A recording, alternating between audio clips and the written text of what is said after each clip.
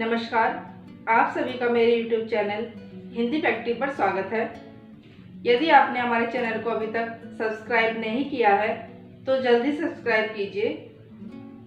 आज हम समास पढ़ेंगे, तो बिना किसी देरी के समास शुरू करते हैं। समास को पढ़ने से पहले हम जान लेते हैं कि समास किसे कहते हैं।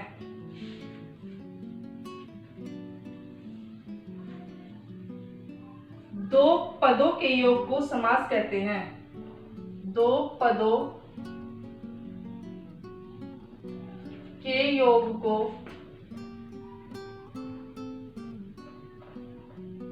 समास कहते हैं। ध्यान रहे, दो पदों के योग को पद। अब जान लेते हैं पद क्या होते हैं। पद किसे कहते हैं? कोई भी सार्थक ध्वनि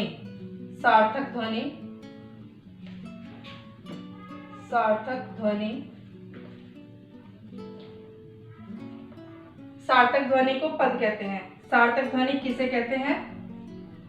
अर्थात जिस शब्द का अर्थ निकलता हो उसे पद कहते हैं। जिस शब्द का अर्थ निकलता हो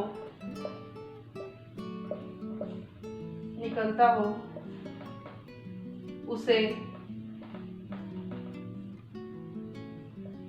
पद कहते हैं। अब हम समझ गए पद किसे कहते हैं। कोई भी सार्थक ध्वनि जिस शब्द का अर्थ निकलता हो उसे हम सार्थक ध्वनि और पद कहते हैं। और दो पदों के योग को समास कहते हैं। ये हमने समास को जान लिया है। अब देखते हैं समास के भेद।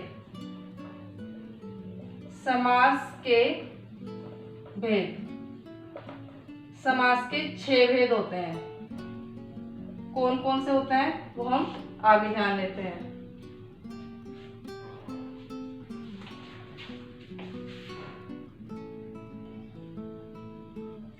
समास के 6 भेद होते हैं।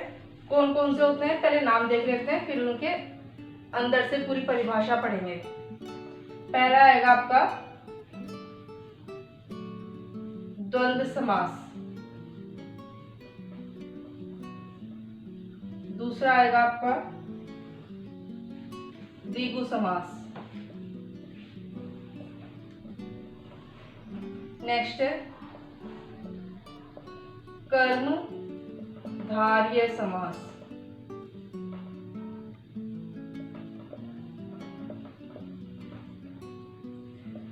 फोर्थ है आपका बहुव्रीहि समास।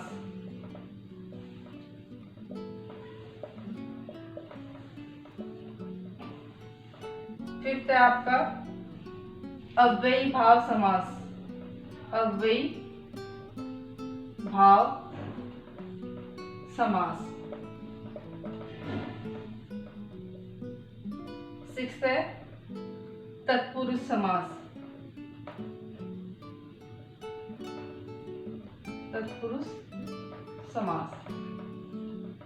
एक बार आप ध्यान से देखिए, समास के 6 भेद है।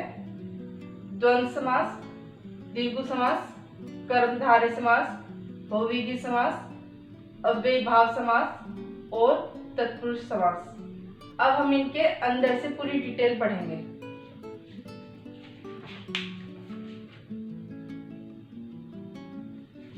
फर्स्ट है आपका द्वंद्व समास।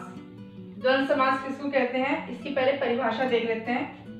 जिस समास में सभी पद प्रधान होते हैं, जिस समास में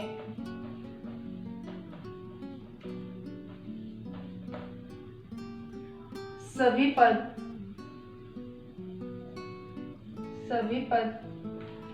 प्रधान होते हैं,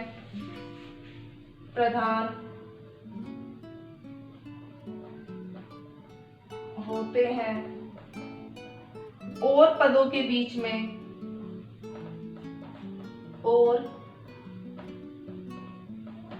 पदों के बीच में और शब्द का लोप होता है, और शब्द का लोप होता है, द्वंद्व समास कहलाता है। समास कहलाता है। अब इसको समझ लेते हैं। पहले, जिस समास में सभी पद प्रधान होते हैं और पदों के बीच में और शब्द का लोप होता है, लोप मतलब छिपा होता है, वह द्वंद्व समास कहलाता है। जैसे कि उदाहरण देख लेते हैं। माता पिता, ये है और छिपा हुआ है, माता और पिता। जो ये होता है इसको हम योजक बोलते हैं, जो डैश होता है इसको हम योजक बोलते हैं। इसका मतलब होता है दो पदों को जोड़ने वाला चिन्ह। दो पद को जोड़ने वाले चिन्ह को योजक बोलते हैं। और पदों के बीच में और शब्द छुपा हुआ का लोप होता है, मतलब छिपा है। माता और पिता, माता पिता, माता और पिता को हम ऐसे भी लिख सकते हैं। तो इसमें और शब्द छिपा है, तो ये आपका द्वंद्व समास होता है। जिस समास में सभी पद प्रधान होते हैं, सभी पद मतलब ये पहला पद भी और दूसरा पद भी, ये अपने आप में एक प्रधान है, पहले अपने आप में पूरा शब्द है, तो इसको हम द्वंद्व समास में लेंगे। माता पिता, रात दिन, राम श्याम, भाई बहन,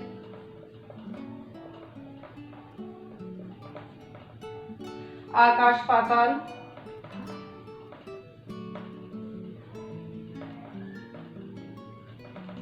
आदि। जिनमें ये डैश आएगा, योजक आएगा, वो आपका द्वंद्व समास होगा। कई बार ये डैश नहीं भी होता, लेकिन उसमें और शब्द छिपा होता है। जैसे कि हम यहाँ पे देख लेते हैं, जय, इसका मतलब होगा जय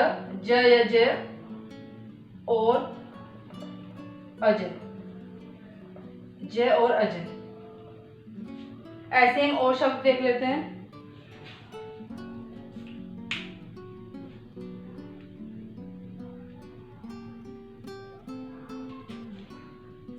और है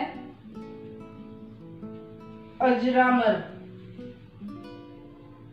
इसमें आएगा आपका अजर और अमर। ये भी आपका अजर और इसमें अ छिपा है। आपको पता ही होगा अ प्लस अ होता है, संधि में आपने पढ़ा ही होगा। अमर, अजर और अमर, यह भी आपका द्वंद्व समास में होगा। ठीक है, अब हम दूसरा समास पढ़ते हैं, द्विगु समास।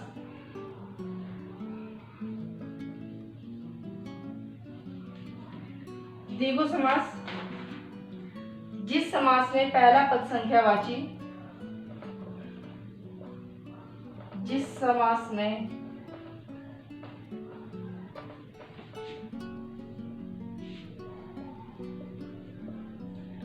पहला पद संख्यावाची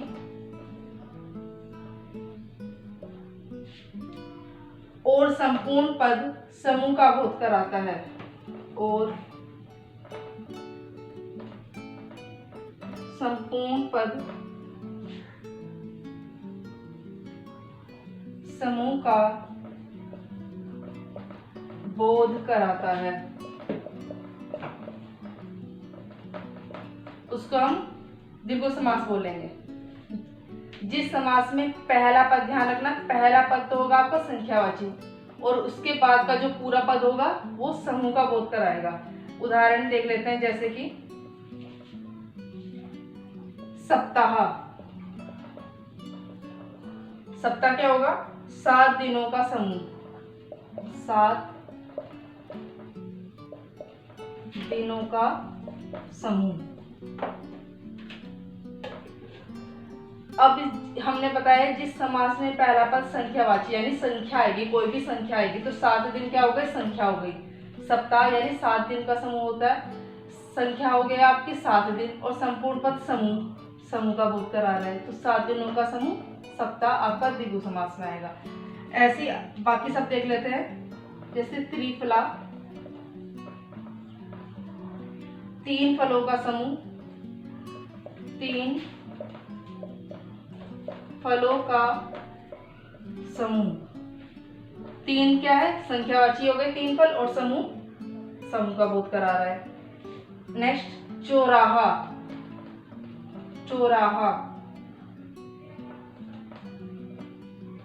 4 राहों का समूह।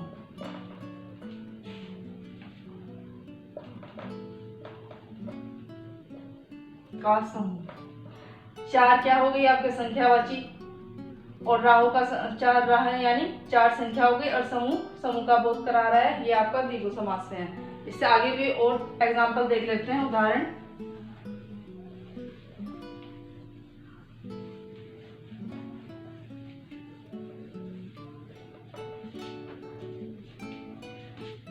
चौमासा, 4 महीनों का समूह, 4 महीनों का समूह।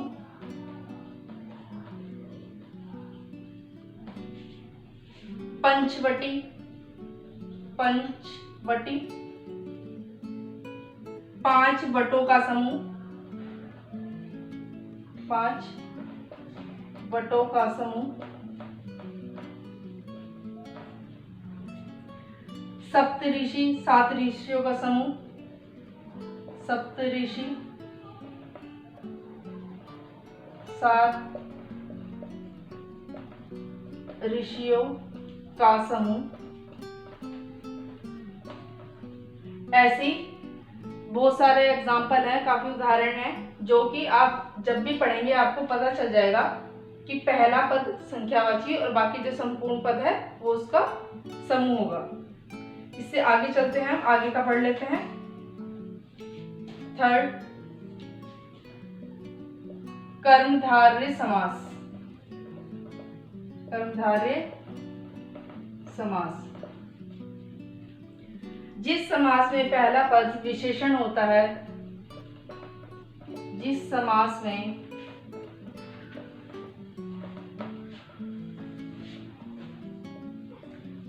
पहला पद विशेषण होता है और दूसरा पद विशेष्य होता है, पहला पद होगा विशेषण और दूसरा पद होगा विशेष्य, और दूसरा पद विशेष्य होता है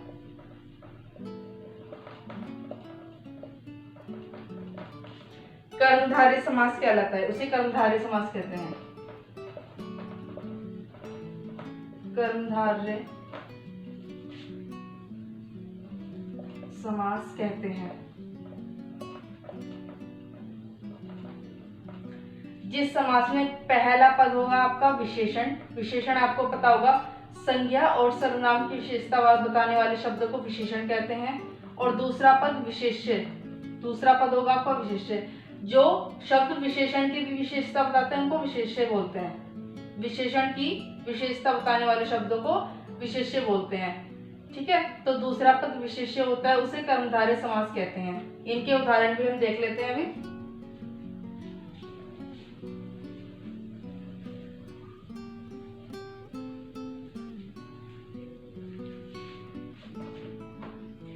उदाहरण देख लेते हैं पहले, जैसे नील गगन, नील गगन, नीला है जो गगन, नील गगन का अर्थ होगा नीला है जो गगन। नील क्या है, विशेषण, और गगन होगा आपका विशेष्य। ठीक है, ऐसे और भी उदाहरण है, सबको देख लेते हैं। नील कमल,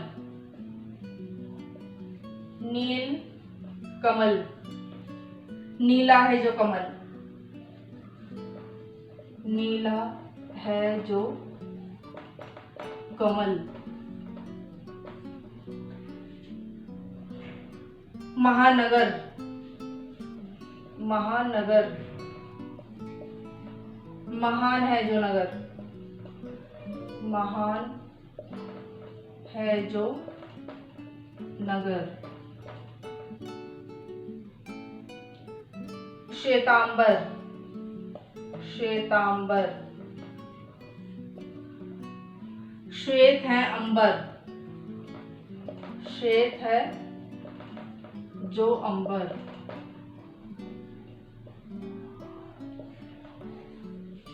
उच्च शिखर, उच्च शिखर,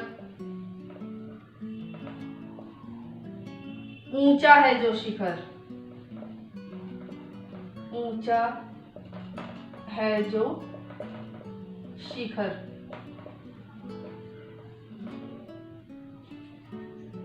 ऐसे ही आपके और भी ज्यादा काफी सारे उदाहरण हैं। आपको ध्यान रखना है कि पहला पद आपका विशेषण हो और दूसरा विशेष है। ठीक है, ये आपका कर्मधारय समास है। आगे बढ़ते हैं, बहुव्रीहि समास।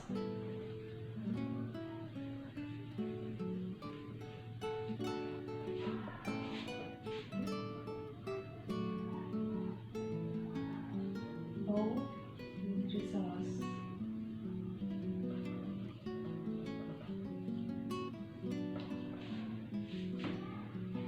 जिस समास में सामासिक पद अपने मूल अर्थ को छोड़ देते हैं, जिस समास में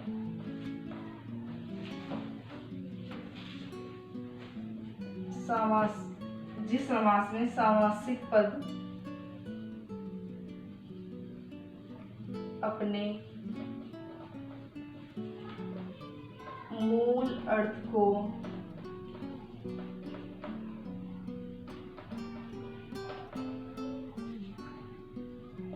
छोड़ देते हैं और पूरा पद विशेष अर्थ प्रस्तुत करता है, और पूरा पद विशेष अर्थ प्रस्तुत करता है, विशेष अर्थ प्रस्तुत करता है, उसको हम बहुव्रीहि समास कहते हैं। उसे बहुव्रीहि समास कहते हैं।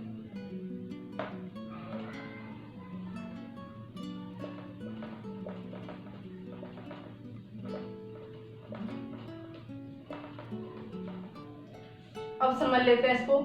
जिस समास में सामासिक पद अपने मूल अर्थ को छोड़ देते हैं और पूरा पद विशेष अर्थ प्रस्तुत करता है। ठीक है, जैसे कि हम उदाहरण देख लेते हैं, उसके द्वारा हम आपको समझाएंगे। जैसे कि नीलकंठ, नीलकंठ, नीलकंठ, नीला है कंठ जिसका, नीला है कंठ जिसका, अर्थात शिव जी। ठीक है, तो इसमें क्या हुआ, सामासिक पद अपने मूल अर्थ को, इसने अपना जो मूल अर्थ है, इसका जो पूरा अर्थ है नीला है कंठ जिसका, अपने पूरे पद को मूल अर्थ को छोड़ दिया है और एक विशेष अर्थ प्रस्तुत करता है। मतलब केवल एक ही व्यक्ति के लिए या केवल एक ही जो नाम होगा वो केवल एक विशेष के लिए प्रस्तुत होगा, विशेष ही अर्थ देगा। तो इसमें केवल शिव जी के लिए ही नीलकंठ प्रयोग किया जा रहा है, तो ये आपका बहुव्रीहि समास में आएगा।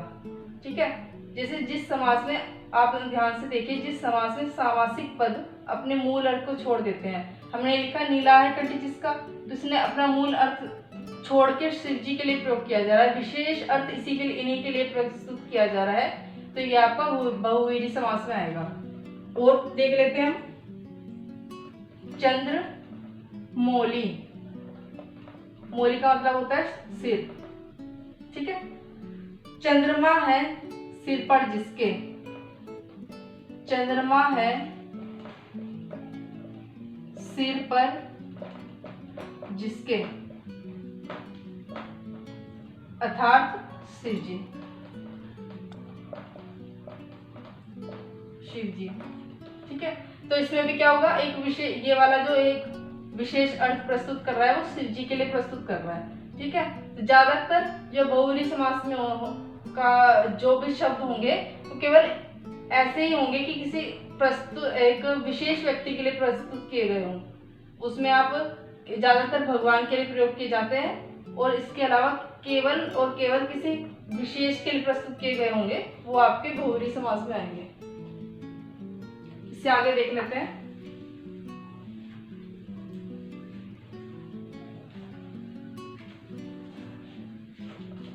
आगे भी एग्जाम्पल देख लेते हैं। पहले उदाहरण, चंद्र चूड़, चूड़ बोलते हैं जूड़ा। चंद्रमा है जूड़े में जिसके, चंद्रमा है जूड़े में जिसके, जूड़े में जिसके,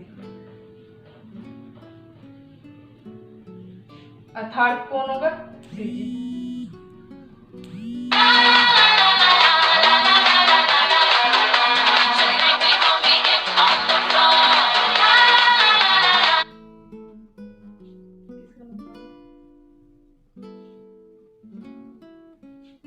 आगे देखते हैं। और चंद्रशेखर, चंद्रशेखर,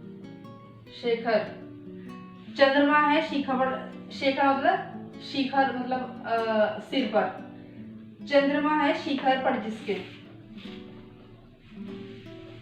चंद्रमा है शिखर पर जिसके, ये भी शिव जी के लिए, अर्थात शिव जी।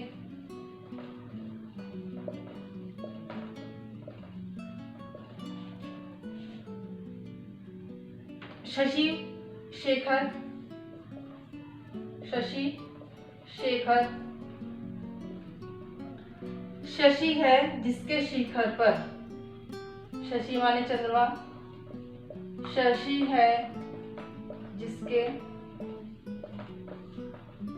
शिखर पर,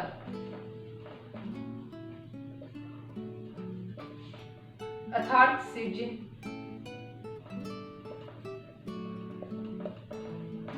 शिव जी। इसके अलावा और भी है, जैसे चक्रपाणी, चक्र है हाथ में जिसके, विष्णु जी। पीताम्बर, पीले हैं वस्त्र जिसके, अर्थात विष्णु जी। लंबोदर,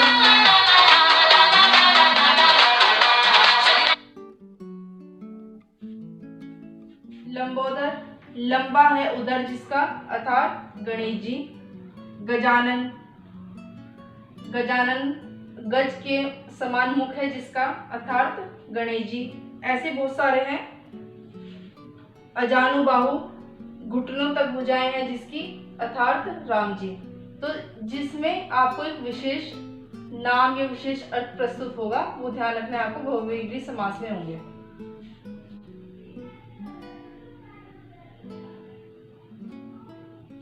नेक्स्ट आता है अव्ययीभाव समास। अव्ययीभाव समास, जिस समास में पहला पद अव्यय या उपसर्ग हो,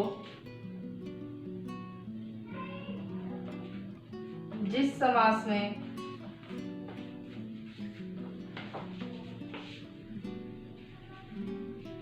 पहला पद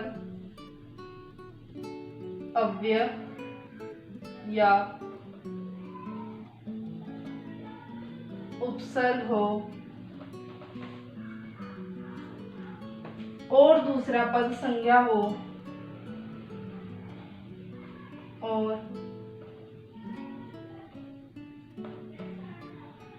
दूसरा पद संज्ञा हो अव्ययभाव समास कहलाता है। अव्ययभाव समास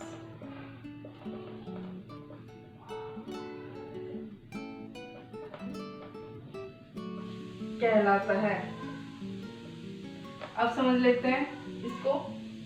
जिस समास में पहला पद अव्यय या उपसर्ग हो, कि जिस समास में पहला पद अव्यय या उपसर्ग होगा और दूसरा संज्ञा होगा, उसको हम अव्ययभाव समास कहेंगे। जैसे उदाहरण,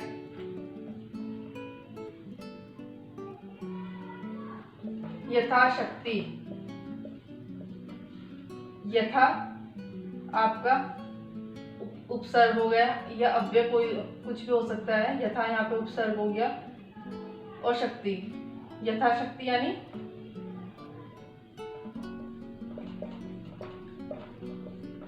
शक्ति के अनुसार।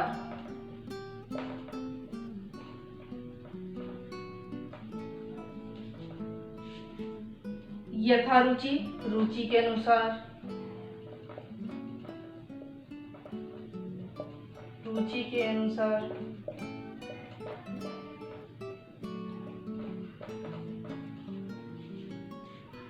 प्रतिदिन,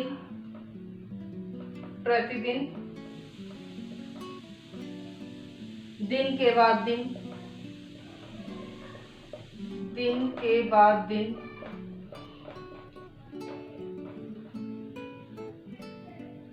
अनुकरण,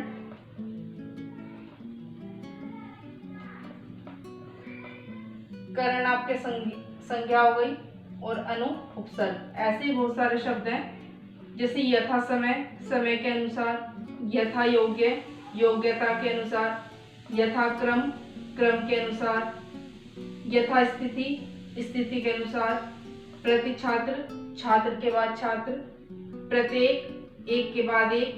प्रतिदल, दल के बाद दल।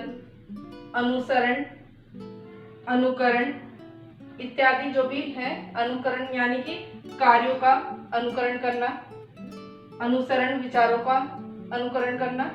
ऐसे बहुत सारे शब्द हैं जो अव्ययभाव समास में आएंगे। ठीक है, इससे आगे हम चलते हैं।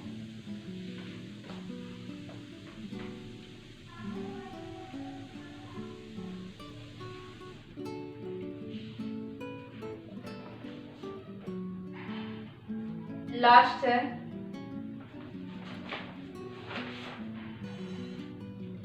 तत्पुरुष समास। तत्पुरुष समास।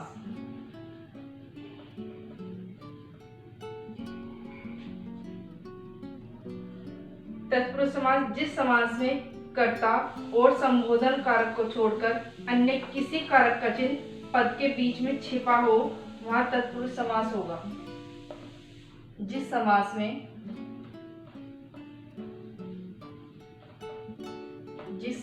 में कर्ता और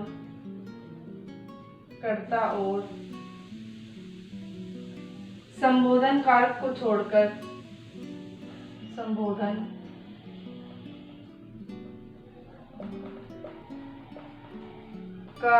छोड़कर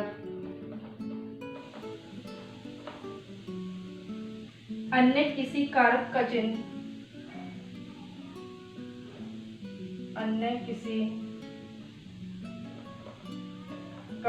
का चिन्ह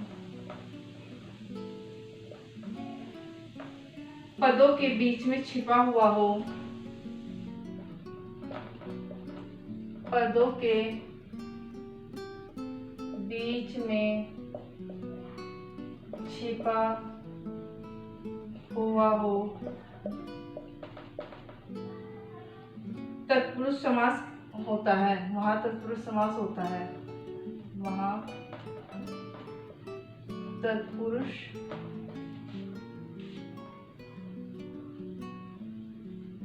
समास होता है। अब हमें ध्यान रखना है जिस समास में कर्ता और संबोधन कारक को छोड़कर कोई भी कारक वचन अगर पद के बीच में है तो वहां पर तत्पुरुष समास होगा। कर्ता और संबोधन कारक तो आपको पता ही है, कर्ता ने कर्म को वाला ना, कर्म को, तो कर्ता तो इसमें आएगा नहीं, हमें कर्म से स्टार्ट करना है, तो इसमें आएगा, हम क नंबर डाल देते हैं। कर्म कारक, कर्ता तो छोड़ना है, कर्ता और संबोधन को छोड़ना है, तो कर्ता को छोड़ दिया, कर्म से स्टार्ट किया, कर्म कारक या कर्म तत्पुरुष। अब आपने कारक पढ़े होंगे तो इसमें आपको पता है क्या है। कर्ता का क्या था, कर्ता ने, तो उसको छोड़ दिया, कर्म को, तो आएगा इसमें को तत्पुरुष, को। ठीक है, जिसके बीच में को आए, जिस समास के बीच में को छिपा हुआ हो या को आए, उसको हम कर्म तत्पुरुष कहेंगे। जिसके बीच में को आए, को का चिन्ह आए, उसको कर्म तत्पुरुष कहेंगे। जैसे गगनचुंबी,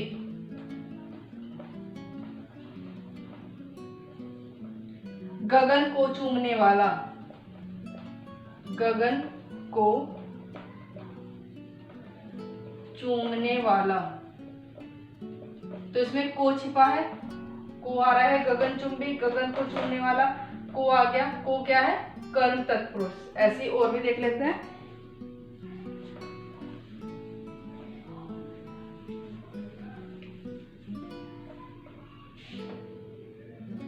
कर्म तत्पुरुष के और देख लेते हैं। शरणागत, शरणागत, शरण को आया हुआ, शरण को आया हुआ, को आ गया इसमें।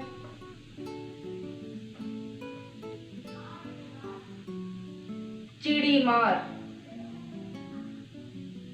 चिड़ी मार, चिड़िया को मारने वाला, चिड़िया को मारने वाला। ऐसे बहुत सारे हैं। जैसे स्वर्गगत, स्वर्ग को गया हुआ, धनंजय, धन को जीतने वाला, कटफोड़, काट को फोड़ने वाला, जेब कतरा, जेब को काटने वाला, धन चोर, धन को चुराने वाला, माखन चोर, माखन को चुराने वाला। ठीक है, तो जेब कतरा इसमें इंपॉर्टेंट है। जेब कतरा, जेब को काटने वाला, जेब को काटने वाला। ठीक है, ऐसे बहुत सारे हैं जो जिसमें आपको ध्यान रखना है, जिसमें को का चिन्ह छिपा होगा वह आपका कर्म तत्पुरुष में आएगा। सेकंड देखते हैं।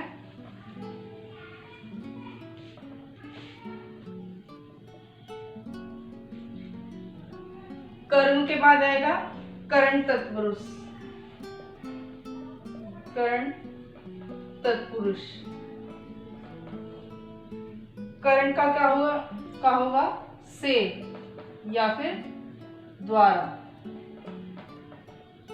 जिसमें से या द्वारा होगा या से या द्वारा का चिन्ह छिपा होगा उसको करण तत्पुरुष कहेंगे या करण कारक कहेंगे। जैसे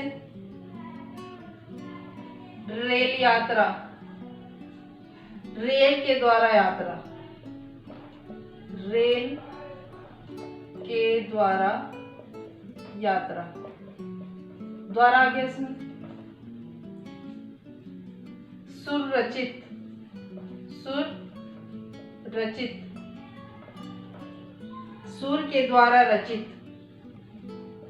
सुर के द्वारा रचित, द्वारा आ गया इसमें। हस्तलिखित, हस्तलिखित, हाथ से लिखी हुई, हाथ से लिखी हुई, जिसमें से आ गया तो से और द्वारा करंट तत्पुरुष में आएंगे। इसके अलावा और भी हैं रेखांकित, रेखा से अंकित, विद्यायुक्त, विद्या से युक्त, मनचाहा, मन से चाहा, मधान, एक बहुत इंपॉर्टेंट है, मधान, मध में मध से अंधा, से आ गया से। तो ऐसे ही और शब्द जिनमें से या द्वारा छिपा होगा वो आपका करण तत्पुरुष में आएगा। आगे चलते हैं।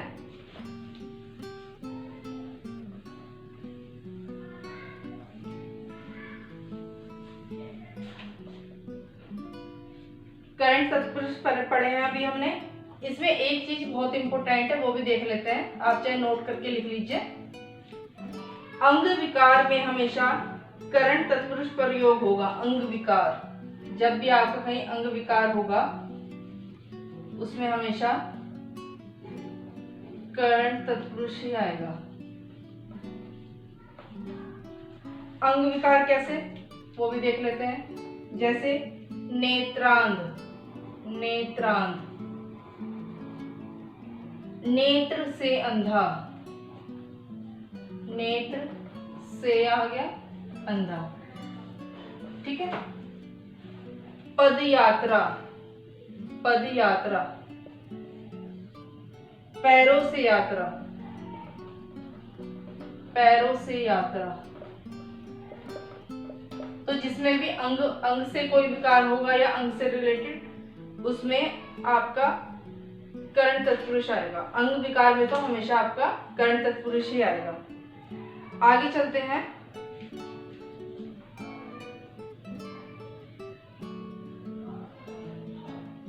आगे आपका संप्रदान तत्पुरुष। संप्रदान तत्पुरुष यानी जिसमें केली आएगा, केली,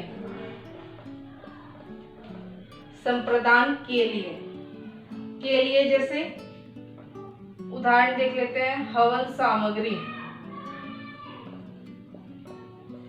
हवन सामग्री, हवन के लिए सामग्री, हवन के लिए सामग्री। तो के लिए आ गया इसमें, हवन के लिए सामग्री। जेब खर्च, जेब खर्च, जेब के लिए खर्च, के लिए, ठीक है। राष्ट्र चिंतन, राष्ट्र चिंतन, राष्ट्र के लिए चिंतन, राष्ट्र के लिए चिंतन। ऐसे बहुत सारे हैं, देख लेते हैं। हथकड़ी, हाथों के लिए कड़ी। पुत्र हित, पुत्र के लिए हित। गोहित, गाय के लिए हित। देश प्रेम, देश के लिए प्रेम। पाठशाला, पाठ के लिए शाला। गौशाला, गो के लिए शाला या गाय के लिए शाला। स्नान गृह, स्नान के लिए गृह आदि शब्द आपके संप्रदान तत्पुरुष में आएंगे। इसका चिन्ह है के लिए। आगे चलते हैं।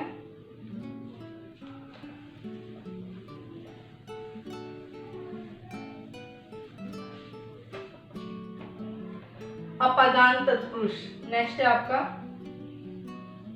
अपादान तत्पुरुष। अपादान तत्पुरुष में आएगा से। ये जो से है वो अलग होने के लिए है, इसमें लिख लेते हैं से अलग होने के लिए, अलग होने के लिए। जिसमें अलग होने के लिए होगा वो आपका अपादान तत्पुरुष। जैसे कि देश निकाला,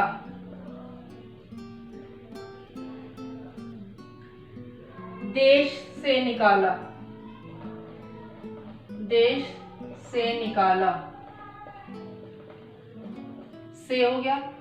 देश से निकाला मतलब देश से उसको निकालकर अलग कर दिया है, तो से अलग होने के लिए आया है। कारामुक्त, कारामुक्त यानी जेल से मुक्त, जेल से मुक्त कर दिया यानी जेल से अलग कर दिया उसको, से यानी अलग होने के लिए आ रहा है। पाप मुक्त, पाप मुक्त, पाप से मुक्त, पाप से मुक्त, से अलग होने के लिए आ रहा है।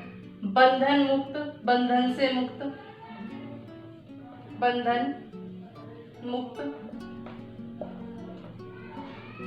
बंधन से मुक्त।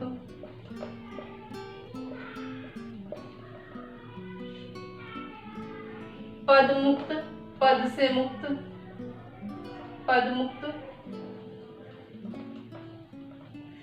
पद से मुक्त, से आ रहा है यानी कि अलग होने के लिए आ रहा है। ऐसे ही जिन्हें अलग होने के लिए से का प्रयोग होगा वो शब्द आपके, वो वाले समास आपके अपादान तत्पुरुष में आएंगे। ठीक है, अब आगे देखते हैं।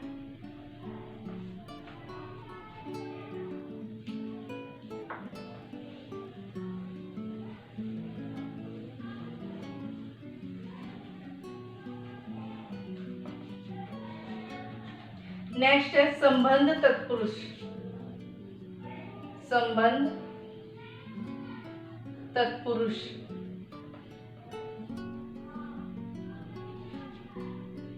जैसे कि संबंध में आएगा का के की, का के की, जिसमें का के की शब्द होगा उसमें आपका संबंध तत्पुरुष आएगा। जैसे कि सेनापति, सेनापति, सेना का पति, सेना का पति, का आ गया। गंगा जल, गंगा जल,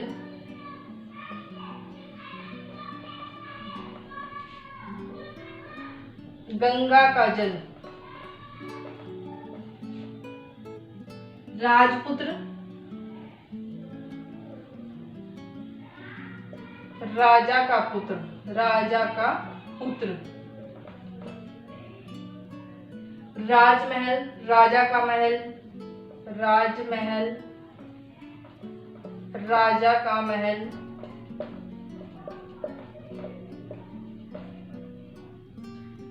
दशरथ पुत्र, दशरथ का पुत्र, दशरथ पुत्र,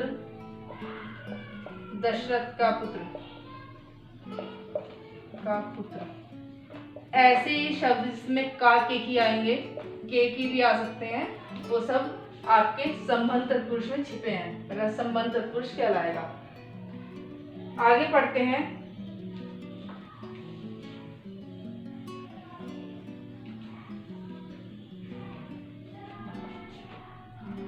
नेक्स्ट है आपका अधिकरण तत्पुरुष। अधिकरण तत्पुरुष अधिकरण में आएगा में, पर, में और पर, में पर। जैसे कि जिस समास में में और पर छिपा होगा, में पर का चिन्ह छिपा होगा या में पर छिपा होगा, वो आपका अधिकरण तत्पुरुष में आएगा। जैसे कि जलमग्न, जलमग्न, जल में मग्न, ये जल में डूबा हुआ, जल में मग्न या फिर डूबा हुआ, डूबना या डूबा हुआ कुछ भी, तो में आ गया। पुत्र स्नेह, पुत्र स्नेह, पुत्र में स्नेह, पुत्र में स्नेह। गृह निवास, गृह निवास, गृह में निवास। तो में आ रहा है इसमें, में और पर जिसमें आएगा वो आपका अधिकरण। आगे और देख लेते हैं। अश्वारूढ़, अश्वारूढ़ यानी कि घोड़े पर सवार, घोड़े पर सवार। पर आ गया। ध्वजारोहण, अश्वारोहण आदि भी आपके अधिकरण तत्पुरुष में ही आएंगे।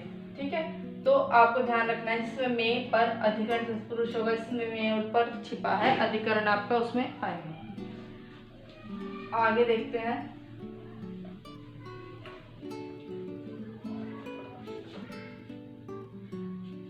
तत्पुरुष समास आपके अधिकरण में पर तक हो गए हैं। एक और आता है आपका जो कि बहुत इंपॉर्टेंट है, आजकल काफी कंपटीशन एग्जाम में आता है, वो नन तत्पुरुष।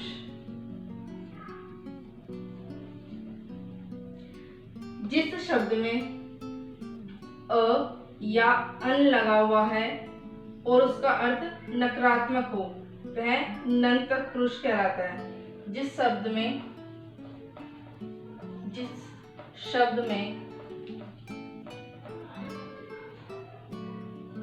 अ या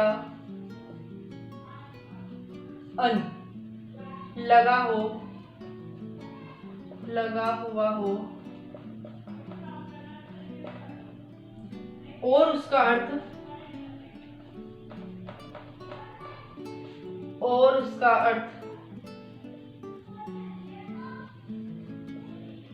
नकारात्मक हो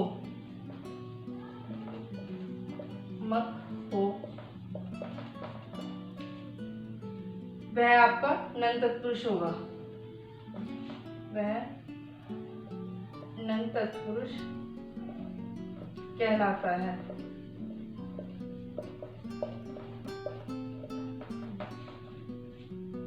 जैसे उदाहरण देख लेते हैं।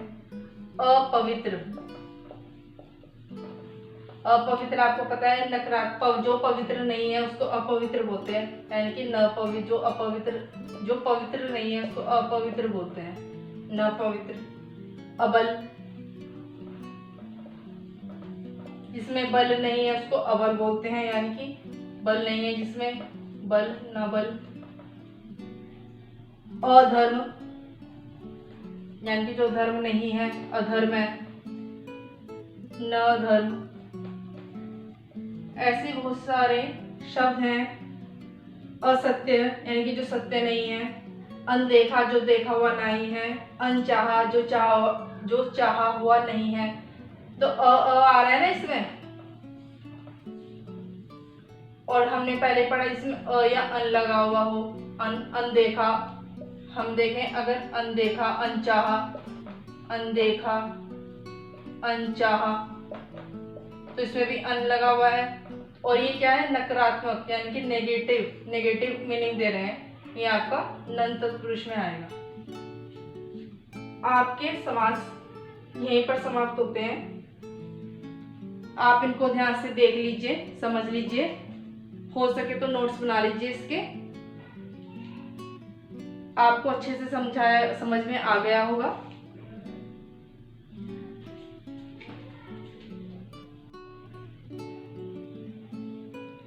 आज हमने समास का अभ्यास किया है।